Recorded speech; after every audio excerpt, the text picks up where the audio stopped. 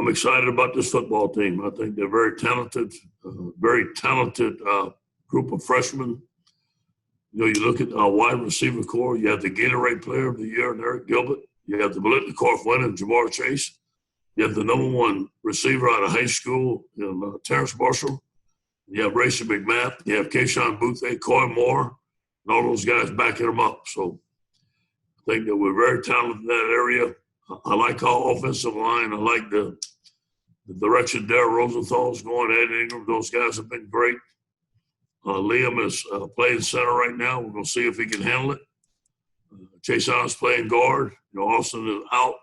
We moved Cam Wire there. We got Charles Turner can play there. A lot of guys that can move out there. And we got some depth finally at tackle and along the offensive line. So I think Jimmy's going to do a great job there. Running backs looked fantastic yesterday. John Emery had a fantastic day. Chris Curry and Tyrone are bulls. I mean, those big guys that work hard. I think that you're going to see a different team this year. Obviously, the guys that we had last year were very good throwing the ball. I think we're going to be very good throwing the ball again, but our running game is going to be a lot better. I do believe that. Montre Bradford has been phenomenal. So Kevin Falk has done a tremendous job coaching those guys. Quarterback Miles has had a great summer, great leadership under Coach Ensminger. And those two young guys, Max had, you heard me say this morning, ran a little quarterback keep around his left to the defensive right, went about 80. TJ had some good passes yesterday. So everything looks good right now on offense, so we're excited about it. On defense, I just can't say enough about Coach Pelini, what he's brought, exactly what we're looking for. Toughness, very smart coach, knows his defense in and out, knows what he wants out of it. We're all learning from him. Our guys are taking to him. He's an aggressive coach, but he's a player's coach, and they love him. And up front, Tyler Shelvin is practicing very well. He's 370 right now, but he's still practicing very well. Glenn Logan's practicing very well. The guy I'm excited about, a couple guys, but Jacqueline Roy from U-High, man, number 99, he showed out. He's going to be aggressive. I think he's going to be a great defensive lineman. Upweiker's in good shape. He's 330. He's playing well. Guillory is a young nose tackle, going to be outstanding. And then in the defensive end spot, we got Andre Anthony is doing very well. And then those guys, the young guys behind him are Philip Webb and B.J. Ujulari. I think they're outstanding pass rushers. Chavez Moore is doing great at left end. He's actually starting at left end, and him and Andre are starting. I think those guys are doing phenomenal. So I think that with the defensive line, we have a lot of depth. We can rotate those guys. The linebacker, DeMond Clark and Jabril Cox have been phenomenal. Michael Baskerville is having his best camp so far. Ray Thornton's there, Josh White. Devontae Lee, Antoine Samples will be strong there. Cornerback, as we got Stingley and Elias Ricks and Jay Ward. Those guys are doing a tremendous job. And at safety, we got Jacoby Stevens, Mo Hampton, Todd Harris, and Tolles. Those guys are doing phenomenal. And so I think that we're very strong. And the special teams are looking good. I'm excited about the direction of the team, their mindset. And only the second day of camp, but I do believe that the football schools that we had in July helped us prepare. We're much further along than we've been. Tommy Moffitt got our guys in great shape. So everything's looking up right now for the Tigers. Thank you, Coach. We're going to open up. Excuse me. One guy I forgot to mention is starting at quarterback is Cordell Flott. Cordell has had a tremendous camp and a tremendous summer. He can play corner or nickel for us. Okay, go ahead. So we're going to open up with Ron Higgins. Ron, if you can unmute yourself, and then. Okay, yeah, Ed, Ron Higgins, Tiger Rag. A couple of questions. One is, from all the previous national championship teams you've been on in other places, what can you take from those for what happened the year after? I mean, the year after approach from those places you've been at. That's one. And secondly, how do you stay consistent with your message without being, I guess, guys tuning you out? They've heard this before. They've heard the one team, one heartbeat. They've heard all the. How do you do it? Keep it fresh. Yeah, well, you bring up two good points there. First of all, Bobby April is an analyst for us, and Bobby did a study of teams that won championships and the year after. And he went and interviewed some of the players and asked them, say, hey, what's some of the things that you think the coaches did well? What's some of the things that you think that the coaches didn't do well? And one of the most common mistakes is to mention last year's team and compare this year's team to them all the time. So we don't do that. But we do mention leadership. We mentioned LSU standard of performance. Yesterday, I purposely made the first practice very tough to make sure that we were doing the little things right. And I think that's how I got my message that, it's not going to be just because we won a championship last year. It doesn't mean we're going to win it again this year. It's through the process and through hard work. So those are some of the things that I think that I have implemented. I looked at Pete Carroll. And nothing about him. He didn't say anything. He just kept on coaching the way he knew how to coach, and it worked. I think that when you have great players and you have great coaches and you stick to the plan, it's going to work. Thanks. Thank you. We'll go to Garland. Hey, Coach O. Garland Gillen here, Fox 8 New Orleans. Yesterday, Derek Stingley on his Instagram page showed a lot of film of him beating up on Jamar Chase. Well, then last night when y'all sent out your LSU feed, you had Jamar Chase getting the better of Derek Stingley. I know you've talked to the guys at Off the Bench about this a lot, that back and forth. How fun is it to not only watch them on the field, but then to go watch the film at nighttime and watch these two future first-round picks going at it like crazy every day? Hey, it's everything that we sell in recruiting. Iron sharpens iron. You look at it, two of the best players in the country. And every day, they're very similar in their personalities. They're very humble. They're very hungry. They want to talk about themselves. They just want to compete, man. And the things that you saw in film are right. Yesterday, one guy's going to win. Today, the next guy's going to win. And they know it's on. So, but I do show it to the team, and I use it as an example. Iron sharpens iron. This is how you prepare to play. Next up, Brooks, and then we'll go Shea, Cobble, Ed. Yeah, thanks for doing this. Your program was early on testing protocols ever since y'all returned in June. Since returning on Monday, how many positive cases have y'all had on the team? Yeah, very few. I mean, maybe two or three. I think we have 2 or 3 guys that are out. And, Shelly and Jack have done a tremendous job. And Mickey, I do believe we're ahead. I don't know, I'm not going to say we're better, but we're ahead than most programs because of Shelly and Jack and because of Scott Wilbur and the preparation that they had for us. So our players feel comfortable that they're getting the proper care. We practice COVID-19 principles in here. Our guys don't blink. Shea, you're up. Hey, Coach. I had a question about the defensive line. You mentioned being happy with the depth. At defensive end, we've heard TK McClendon, Justin Thomas, now Andre Anthony and Trevez, young guys like Wellen. How happy are you, I guess, seeing their development into the 2020 season? And do you think you're going to find a more natural pass rush with these guys having 4 D linemen hands in the dirt? Yes. Justin Thomas will not be with us. He left the team, and we wish him the best. It's unfortunate, but he will not be with us. TK McClendon is just getting back to the team. He took a little time off, so he's going to have some work to do in conditioning.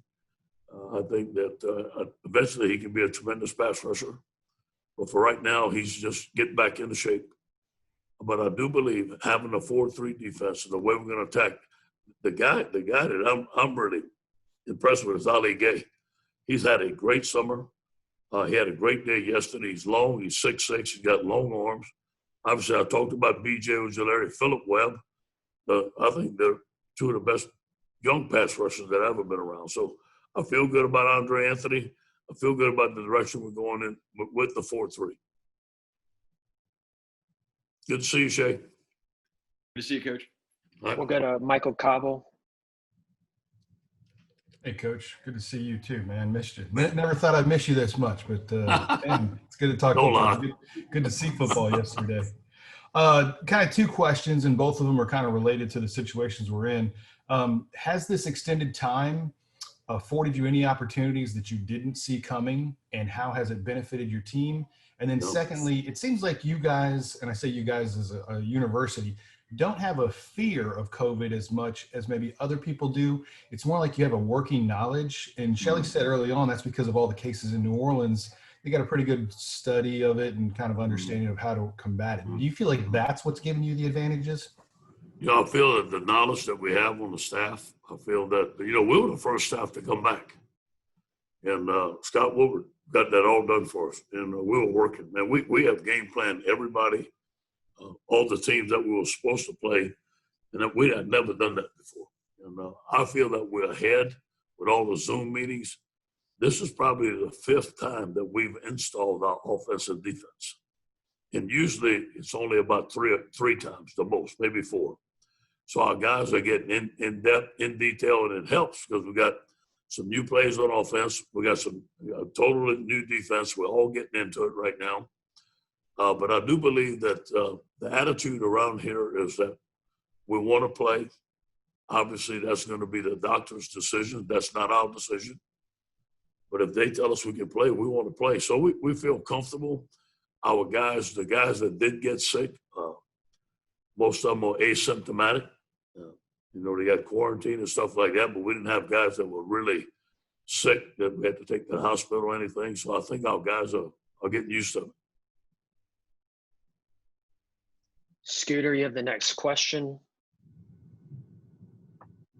Okay, Coach. You already knew who you were going to play. Could you comment as to the order of it, how it's set up? Yeah, you know, playing Mississippi State, playing Mike Leach, we have already game planned him and his coordinator. We looked at the schools that they were at. Obviously, the first game, and just like everybody else, there are going to be some surprises. We don't know exactly the personnel, how it fits his new offensive and defensive scheme, so we're going to have to find out. But it's going to be new for them, too. They won't know what Bo's going to do. They don't know what Scott Linehan's going to do. So I think it works out on both sides. I'm glad we got him at home. Then at Vanderbilt in Missouri and Florida, obviously played in Gainesville, South Carolina, you know, playing at Auburn, obviously a big challenge. Have Alabama at home, another challenge, playing at Arkansas, at Texas A&M, then and then at Ole Miss here. So I think it's a good schedule. Any schedule would have been a good schedule for us. I'm just happy that we're playing. Scott Rabelais. Thank you. Ed, obviously you've talked about protocols and things that you guys are doing to have the players healthy and stuff like that. What would you like to say, if anything, to the fans and the students and stuff like that? You kind of need them to do their part too. You don't need any big outbreaks and stuff like that. What do you hope to, in terms of cooperation and support, to get from fans and students as you guys try to complete this season? Yeah, obviously if we can get the spike down, we don't need a spike. And ask the students, everybody's coming back to campus, man. I see the cars around campus. It's fun to see the electricity around campus, but wear your mask. Just follow COVID-19, wear your mask, do the things that we're supposed to do. We expecting probably a spike. School's going to come back. I'm not a doctor. That's going to happen, but we have to overcome it. We got to flatten it out so September 26th we can play football. Amos, you're up next. Hey, Coach. My question, you mentioned the Zoom meetings you guys had. You weren't able to have spring ball. For some of the young guys like Flott and Hampton that got to play a lot last year because you were so up in a lot of games, do you think that's kind of helped them, with this fall camp and, why they've been able to impress so much? It's giving them confidence, no question. And there's nothing like playing in a game, especially in the SEC and the big games. Once you can get it done, I'm sure every player before he goes in, there's a little nervousness, there's a little hey, can I really get this done? And then after you say, you know what, I can play with these guys. I've played in the championship. I've been in the big games.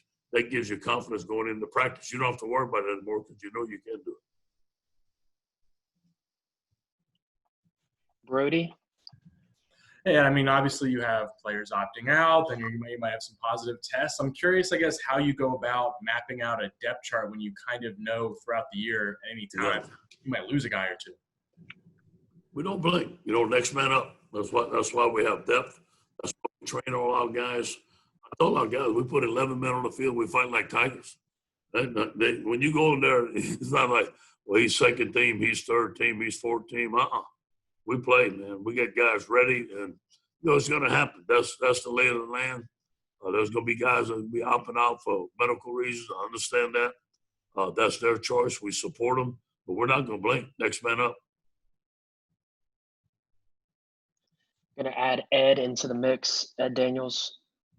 Yes, sir. Thank you. Coach, I heard from a friend of yours who said you're 1,000% convinced that you're going to play. Is that accurate? Yeah. yeah. That's my mindset. I am convinced that we're going to play, and I think it's the best thing to do, and I think it's the right thing. But again, I'm not a doctor, and that's not my decision, but I'm convinced, yes. Glenn West. Hey, Coach. So, it seems like all offseason it's been talked about, like a 3-horse race at running back with Chris Curry, John Emery, and Tyrion. I guess kind of how big of a push has Coventry made in these last few weeks? Because it seems like you're really talking about him a lot. Yes, again, we got on him a little late, and he wasn't, a 5-star or nothing like that. We always thought he was a good player. I didn't know him very well, to be honest with you, because we got on him late. And, man, he surprised me. I mean, as far as his toughness, his athletic ability, his speed, and he's better than I thought he would be, and which is really good because I wouldn't have signed him if I didn't think he was good enough to play here. Now, the other guys look very good, too. I think we have 4 excellent running backs. We're going to use all of them. They got an excellent running back coach. I can't wait to watch those guys run. Wilson. Hey, Ed. This preseason being so much longer than years past, how are you going to structure giving guys time off while not giving them too much time off? What's sort of the preseason plan in that regard? Yeah. So much more time before you actually play your first game. Yeah. You have 25 practices, but you only have 20 hours per week. So you're limited in some of the things that we can do. We're starting school next week. So obviously we'll only have 5 days of what would you call camp. But you can't call it camp because camp was 6 in the morning until 10 o'clock at night. We only got 20 hours. So there's some space there. We have a short walkthrough in the morning, a practice in the afternoon. We're practicing on Monday, Tuesday, and Wednesday. Thursday will be meeting time, meeting only. They're going to practice this week. They'll practice Friday morning. They're going to have all Friday afternoon, Saturday, and Sunday. And then we start school on Monday. So basically, we're practicing Monday, Tuesday, Wednesday, Thursday off, practice Friday, off on the weekends. That's never happened in the history of football camps since I've been coaching. So we got time for about 2 more questions. We're going to go to Jacques. Hey, Coach. How are you? Hey, Jacques. Good to see you, buddy. Yeah, good to see you. We miss you. We want to get out there. So hopefully everything's going well. Coach, I've always thought of you as the king of enthusiasm. Every day is Christmas morning for you, right? Over the last 6 months, have you ever gotten down? Has some negative talk or anything about what's going on out there kind of made you get down any day, or are you full speed ahead? Full speed. I came to work every day. I missed it though. There were some days there was only about 2 or 3 of us in here, and there were some Friday, Saturday, and Sunday nights. I sit on my porch out there till about midnight because I didn't want to go home, and but it was good to see the coaches get back, and eventually everything get back. I always felt that everything would get back, but I got to admit, just like everybody else, I never thought I'd see the world shut down. Everybody wearing masks and no traffic on the road in Los Angeles or New York or Baton Rouge. We got our traffic too. And not be able to go in a restaurant and order some good food. So I never thought I'd see that in my lifetime, but it did happen. But I know we bounced back. So I always thought we'd bounce back for sure. Okay, the last question will be Doug Mouton. Hey, Ed. Doug Mouton, WWL TV New Orleans. When you're actually on the field or in a meeting, is it possible to put the whole COVID thing aside and just be football? Do they sort of mingle more than maybe they used to? Or is it possible to just compartmentalize and keep them separate? You know what? They have masks in the meetings. We are practicing social distancing. But we've gotten used to it. I mean, it's something we've done and we've gotten used to it. And, like you say, compartmentalize, when you focus on football, you kind of forget about it. I mean, we've been doing it so long now. I don't know how many football schools we had. The first day, everybody with a mask on the field looked silly. I mean, stupid. I mean, I don't know what to call it. Looked just different. I can say different, you know what I mean? But they had to do it, and the guys got used to doing it. I think they tried those shields. They couldn't breathe. Now they put the thing around them. So we made adjustments, and our guys didn't blink. If you want to do something bad enough, as you know, Doug, you're going to do it. And we want to play football, so we follow the rules. It doesn't seem to bother us.